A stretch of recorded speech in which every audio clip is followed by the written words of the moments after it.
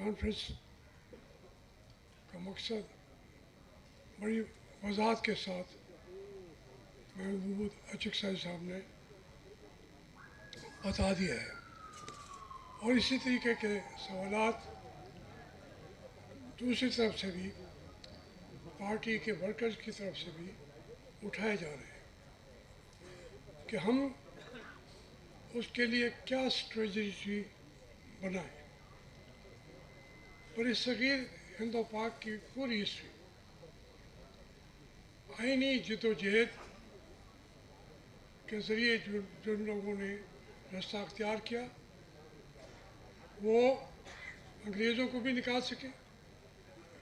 India में भी आज़ादी जब ये न समझें कि ये हमारी जो भी हमारे ऊपर बरसरे इक़्तिदार है इनको जैसे आपने कहा उसी कानूनी की हुकूमत वो समझते हैं और हमें भी समझ जाना चाहिए। इंडिया को आज़ादी कैसे हुई? कोई बहुत बड़ी कत्ल गारत नहीं हुई, न कांग्रेस ने की, जेलों में गए, इंडिविजुअल कुर्बानियाँ दी और बड़ी लंबी कुर्बानियाँ दी। 30 से 40 साल जो है समाद अशक से जेल में बैठे थे, बादशाह खान बैठे थे और भी मुसलमान उलमाए कराम ये वो कुर्बानियाँ दी हैं सब ने। लेकिन ये कि मुसलसल वो जंग लड़े हों। ये अजान अजान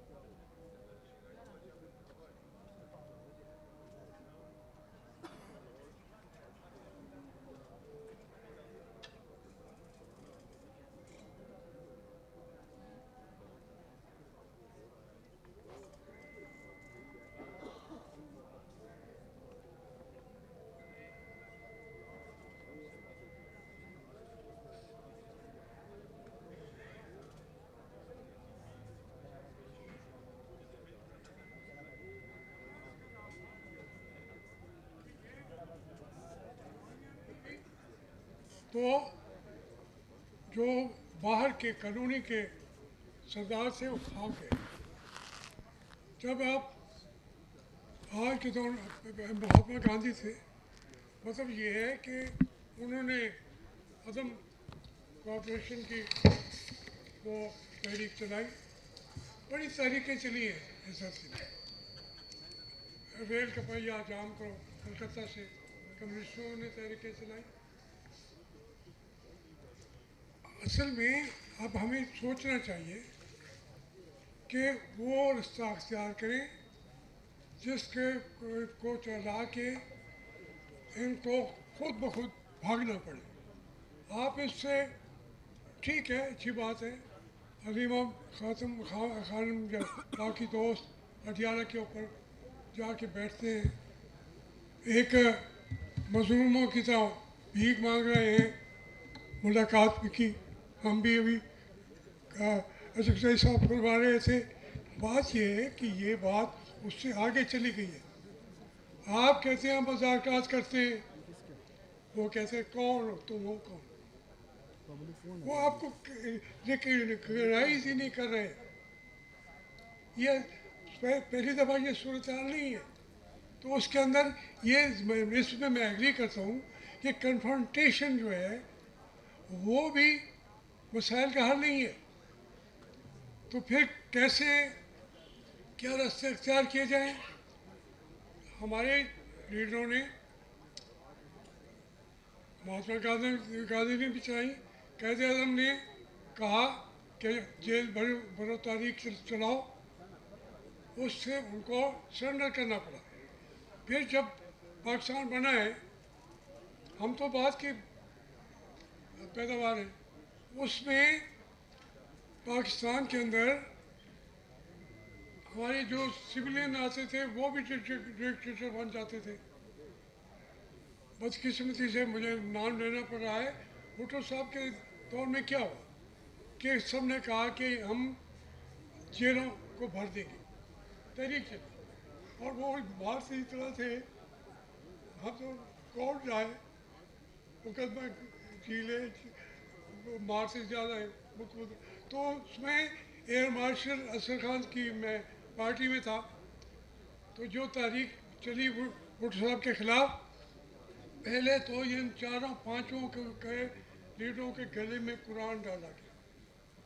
एयर मार्शल असर खान के गले में कुरान, मियाँ तुफैल के गले में कुरान, शेरबाज मदारी के गले में कुरान, ताकि कोई डंडा मारेंगे तो शर्म करेंगे कि कुरान को न मारे। उन्होंने कुरान वालों को भी मार दिया।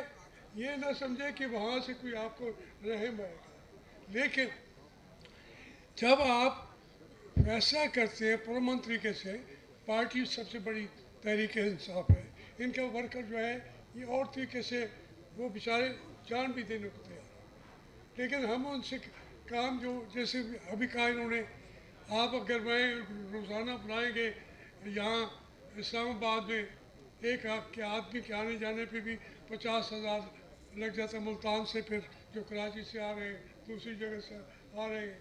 बात यह है कि तमाम ऐसी तहरीक चलाई जाए, आज जिसका नाम है सही, आज के मौके अदा ये तहफ़्फ़ुज़ आइन पाकिस्तान, ये इसका बिल्कुल जो मीनिंगफुल है कि हमने आइन को बहाल कराना है।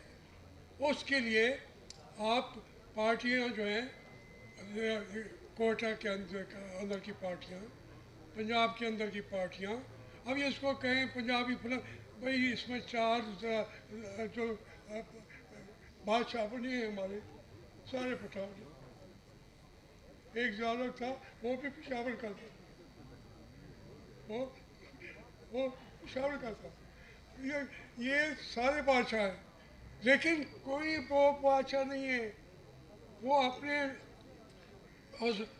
जो जिस जगह पे हैं उसके उसी निज़ाम को बरकरार रख के आगे आना चाहते हैं।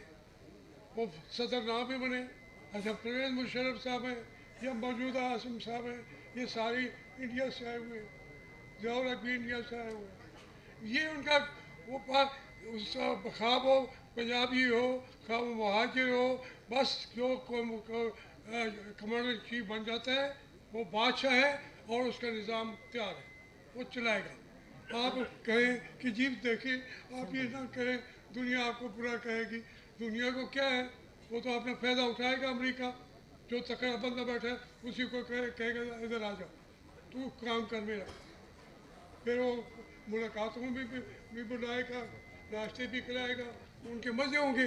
तो बात ये है, अगर ये सबसे आसान और सस्ता तरीन तहरीक है कि आप लिस्टें बनवाएं और 4-5 आदमी हर जगह से वो जेल के लिए अपने आप को पेश करें और जल्दी ज़मानत भी न कराए।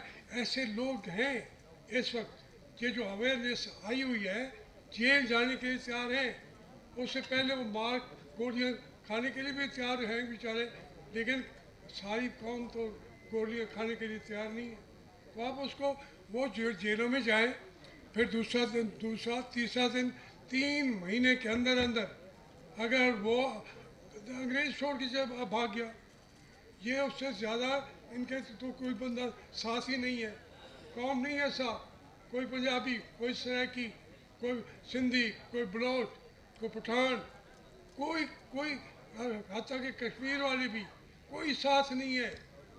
वो रोज़ टीवी पे बैठे होता है, हमें सबक सिखाता है, यूँ करो वो करो, और हम कहते जी हमसे मुज़ाकरात तो कर लो, वो चीज़ें चलती रहेंगी, लेकिन मैं इन तारीखों में रहा हूँ।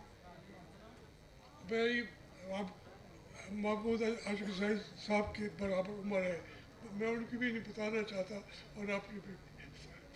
तो हम तहरीकों में रहे हैं, पले इन्हीं में, बड़े ही इन्हीं में। इससे से हमें लीडरशिप मिली है, असम्बलियों में सीटें मिली हैं, MLA बने हैं। वो रास्ता अख्तियार करें हम, जो मैं इसलिए कह रहा हूँ कि ये बहुत सारी तहरीकों को हमने देखा है। इसमें आपने सारे चीज़ें लवाजमात आपके पास पूरे हैं। सिर्फ ये है कि उसको बैठ के ऑर्गेनाइज करें चीज़ों को और कहें फलां दिन से हमारी तारीख जो जेल भरो ना रखें, कोई और नाम रख लें, हाँ जो भी रखना चाहें। एक यही रास्ता है। अब लंबी तकरीरें तो मैं कर नहीं सकता। एक जो अर्सा मैं इसी का अर्ज किया कि मुझे बात करने दें, मैं एक ही तजवीज़ दे के आपसे इजाज़त।